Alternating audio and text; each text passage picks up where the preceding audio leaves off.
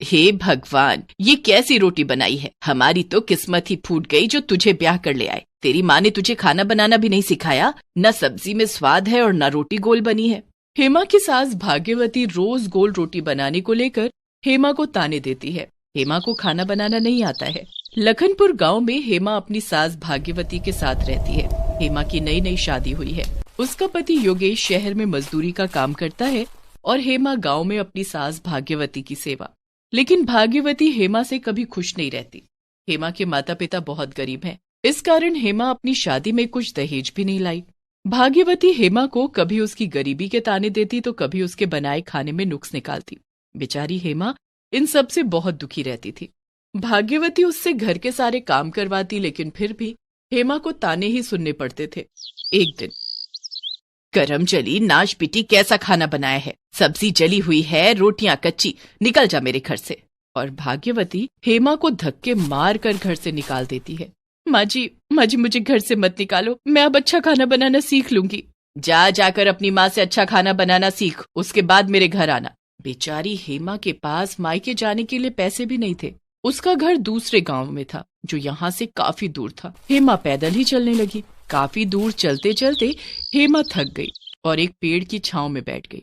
वहां बैठकर उसने अपने मन में सोचा, काश मैं घर से कुछ खाने के लिए लेकर चलती। अब तो जोरों की भूख लगी है। यहाँ आसपास खाने के लिए कुछ भी नहीं है। अभी तो बहुत दूर पैदल चलना है। मेरे पास पैसे भी नहीं है। मैं भूखी प्यासी कैसे अपने घर तक पहुँच पाऊंगी। काश कि मेरे पास कुछ पैसा और खाना होता। हेमा ने इतना सोचा ही था कि उसके सामने नोटों की गड्डी और एक थाली में खाना आ गया। अरे, ये पैसे और ये खाना कहाँ से आया? तभी जिस पेड़ की छांव में हेमा बैठी थी उसमें से आवाज आई, बेटी, तुम्हें ये पैसे और खाना मैंने दिया है। लेकिन एक पेड़ भला पैसे और खाना कैसे दे सकता है? बेटी, मैं एक जादुई पेड़ हूँ। मैं किसी भी दुखी इंसान की मदद कर सकता हूँ और उसे उसकी मनचाही चीज दे सकता हूँ। तुमने पैसे और खाने की इच्छा जताई थी, इसलिए मैंने तुम्हें पैसे और खाना दिया। लेकिन तुम इस जंगल में अकेली क्या कर रही हो? तब हेमा ने उस जादुई पेड़ को सारी बात बताई। बेटी, तुम्हारी परेशानी का हल मेरे पास है। बेटी, मैं तुम्हें अपना एक तना दूंगा। तुम उस तने से चक्की बेलन बना लेना। मेरे तने से बना हुआ चक्की बेलन भी मेरी तरह ही जादुई होगा। उससे अपने आप गोल रोटियां बनने लगेंगी। बस तुम्हें उस चक्की बेलन के सामने अपने मन की इच्छा बतानी है और जो भी तुम्हें चाहिए वो चक्की बेलन तुम्हें दे देगी। पेड़ की बात सुनते ही हेमा बहुत खुश हो गई। उसने खुशी खुशी पहले पेट भर खाना खाया। उसके बाद जादुई पेड़ ने हेमा को अपना एक तना काट कर दिया। हेमा उस तने को लेकर वापस अपने ससुराल आने लगी। लेकिन उसने रास्ते में सोचा, अभी ससुराल चली गई तो माँ जी मुझे घर के अंदर पैर भी नहीं रखने देंगी। क्यों ना मैं अपनी माँ के घर चली जाऊँ, वहीं थोड़े दिन रहकर वहीं जादुई चक्की बेलन भी बनवा लूंगी। और जब ससुराल वापस आऊंगी तब माँ जी से कह दूंगी कि मैंने खाना बनाना सीख लिया है। थोड़ी देर के बाद हेमा अपनी माँ के घर पहुंच गई और वहां उसने अपनी माँ गायत्री को सारी बात बताई। हेमा बेटा, तू कल ही उस जादुई पेड़ के तने से एक चक्की बेलन बनवा लेना। कुछ दिन हम भी इसके जादू का इस्तेमाल कर लेंगे। हाँ माँ, जादुई चक्की बेलन से तुम्हारी गरीबी भी दूर हो जाएगी। उस रात सब लोग खाना खाकर सो गए। दूसरे दिन सुबह हेमा ने उस जादुई पेड़ के तने से एक चक्की बेलन बनवाया। माँ, मैंने जादुई चक्की बेलन बनवा लिया है, क्यों ना हम इससे रुपए पैसे मांग कर देखें। हेमा ने जादुई चक्की बेलन को जमीन पर रख दिया और खुद उसके सामने बैठ गई और अपने मन में सोचने लगी, मेरे माता पिता बहुत गरीब हैं। काश इनके पास अच्छे पैसे होते तो इनकी गरीबी दूर हो जाती। हेमा के इतना सोचते ही जादुई चक्की पर अपने आप बेलन चलने लगी और उसमें से रुपए पैसे निकलने लगे। देखते ही देखते उस जादुई चक्की बेलन से काफी सारे रुपए पैसे निकलकर बाहर आ गए। इतने सारे रुपए! माँ, पिताजी, अब आप दोनों की गरीबी दूर हो जाएगी। मैं रोज जादुई चक्की बेलन से आप दोनों के लिए रुपए पैसे मांगूंगी। हेमा बेटी, तेरी वजह से हमारे दुख भरे दिन दूर हो जाएंगे। हेमा जितने दिन भी अपने मायके में थी वो जादुई चक्की बेलन से रोज रुपए पैसे मांगती और जादुई चक्की बेलन उसे रोज ढेर सारा रुपया पैसा देती। वो सारा धन हेमा अपने माता पिता को दे देती। इस तरह से हेमा के गरीब माता पिता कुछ ही दिनों में अमीर बन गए।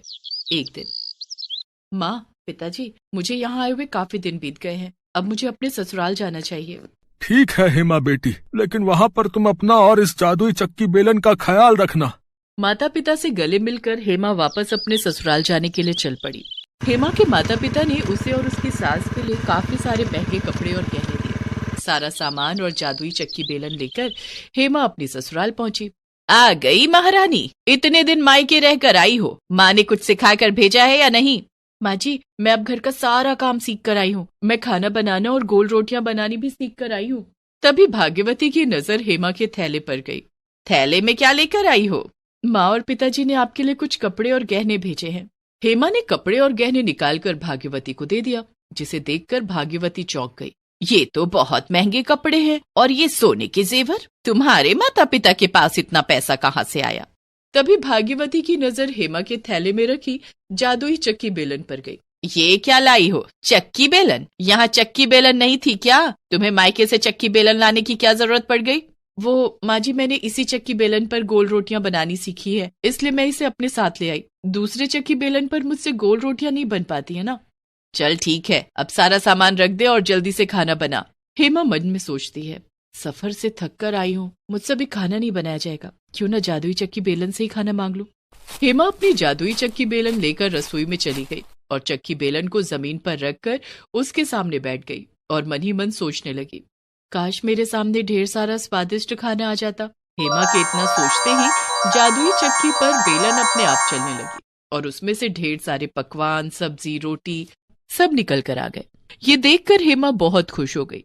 हेमा ने अपनी सास भाग्यवती के पास जाकर कहा, माँ जी, खाना बन गया है, आप चलकर खाना खा लीजिए। हैं? इतनी जल्दी खाना बन गया? अरे खिचड़ी बना दी क्या? भाग्यवती गुस्से में रसोई घर में जाती है और वहाँ ढेर सारे पकवान देखकर हेमा से कहती है, इतनी जल्दी इतना सारा खाना तूने कैसे बना लिया? माँ जी, मैंने सारा खाना बनाना सीख लिया है, अब मैं मिनटों में बहुत सारा खाना बना सकती हूँ। भाग्यवती को अपनी आंखों पर विश्वास नहीं हो रहा था, लेकिन उसने भरपेट खाना खाया। बहू, खाना तो तूने बहुत अच्छा बनाया है। तुझे घर से निकालने का एक फायदा तो हुआ कि तूने अच्छा खाना बनाना सीख लिया। हेमा मन में सोचती है, माँ जी, फायदे तो मुझे बहुत हुए हैं, लेकिन आप जाने दीजिए, आप सिर्फ खाना खाइए। इसी तरह दिन गुजरने लगे। हेमा अपनी जादुई चक्की बेलन से जब भी खाना मांगती, उसके सामने मिनटों में खाना आ जाता।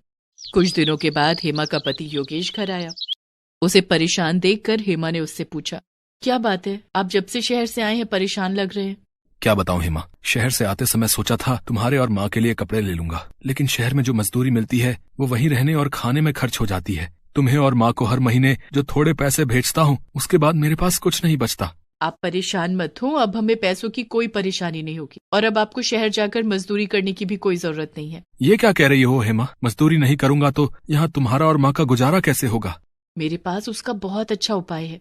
हेमा ने योगेश को जादुई चक्की बेलन के बारे में सब कुछ बता दिया और उसे जादुई चक्की बेलन से ढेर सारे पैसे भी निकाल कर दिए। लेकिन ये सब करते हुए भाग्यवती ने देख लिया।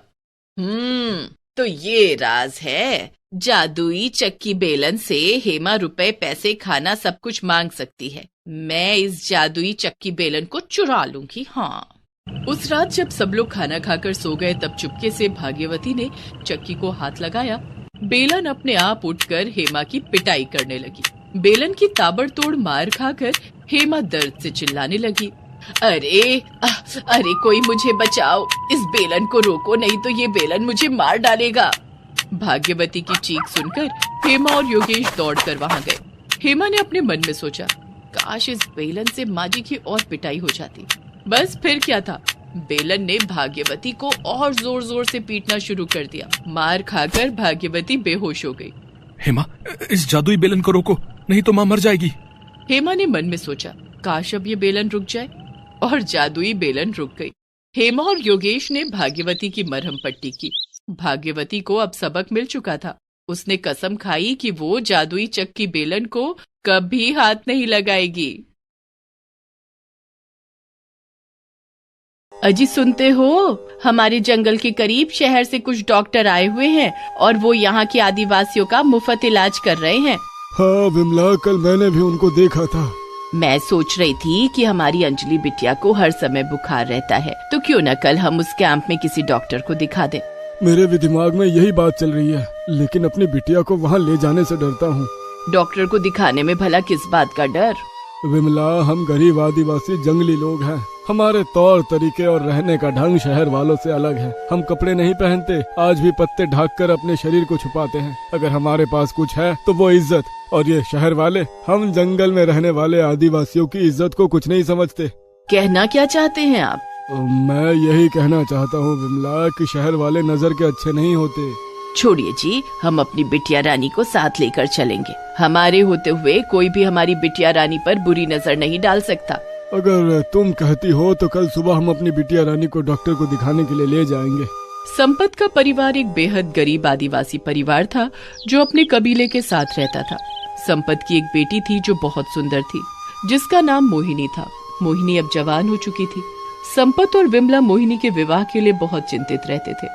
मोहिनी को कुछ समय से बुखार रहता था और संपत ने उसके इलाज के लिए अपने जंगली आदिवासी कबीले के तमाम नुस्खे आजमाए, लेकिन मोहिनी को कोई फायदा नहीं मिला। पर कुछ दिनों पहले उनके गांव में शहर से एक डॉक्टरी कैंप लगा था। विमला उसी कैंप में मोहिनी को दिखाने के लिए संपत से बोल रही थी। दूसरे दिन संपत और विमला अपनी बेटी मोहिनी को उस कैंप में ले गए। उसी कैंप में एक सुंदर नौजवान डॉक्टर भी कपड़े पहने हुए वहीं बैठा हुआ था।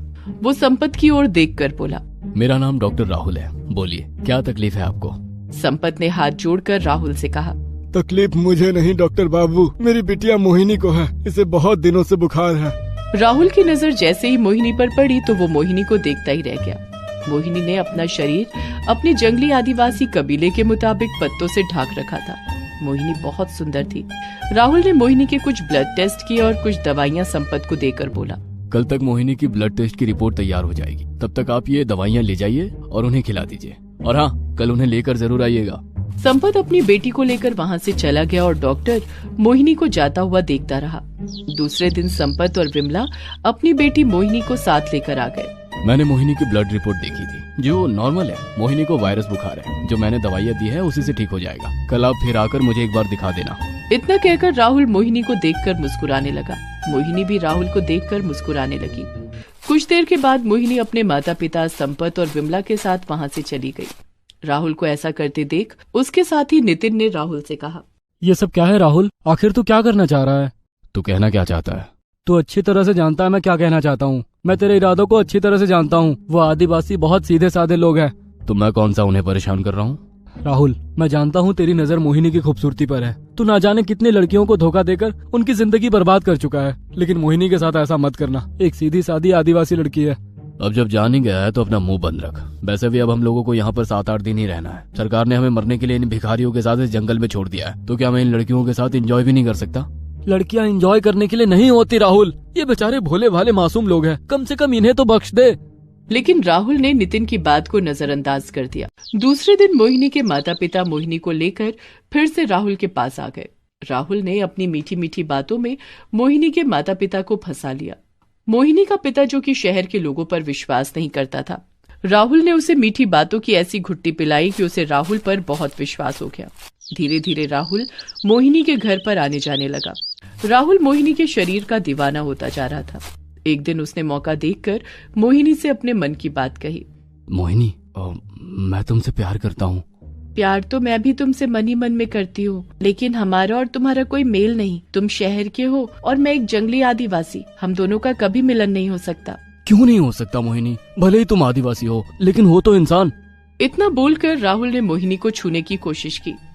नहीं राहुल, हमारे बीच ये सब शादी से पहले नहीं हो सकता। तुम्हें मुझसे शादी करनी है तो तुम्हें हमारे कबीले के नियम के मुताबिक मेरे माँ और बाबा से शादी की इजाजत लेनी होगी। अगर वो इजाजत देंगे तो मैं तुमसे शादी करने के लिए तैयार हूँ। राहुल समझ गया कि मोहिनी शादी से पहले उसे अपने शरीर को हाथ नहीं लगाने देगी। ठीक है मोहिनी, मैं आज ही तुम्हारे बाबा से बात कर लूंगा।